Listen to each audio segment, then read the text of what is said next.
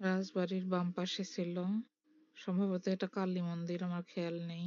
জলটুঙ্গি পুকুর পার করে বাম পাশেই।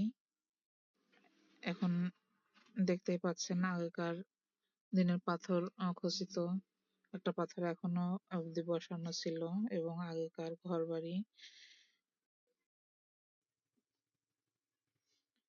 ধ্বংসাবশেষ এভাবে পড়ে আছে, এবং আশেপাশের মন্দির কয়েকটা মেরামত করে এখনো এখানে আহ,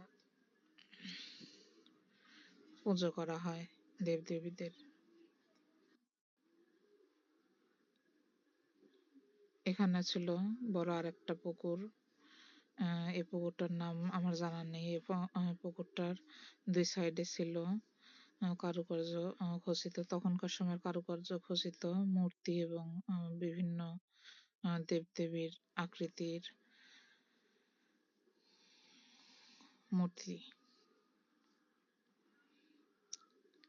পুকুর পাড় থেকে উঠে আসার পরে এর বাম পাশে ছিল আরেকটি মন্দির, সম্ভবত এটা শিব মন্দির বলে, আমার সঠিক জানা নেই, ভুল হলে ক্ষমা প্রার্থী।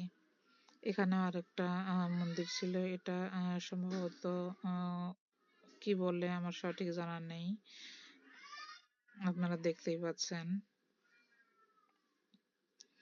এবং এর পাশে ছিল আরেকটি মন্দির। এখানে হিন্দুরা পূজা, সনাতন ধর্মের লোকেরা এখানে পূজা করেন, যার কারণে গাছটা কাপড় দিয়ে পেঁচিয়ে রাখা হয়েছে। এর পাশে ছিল তাদের মন্দির।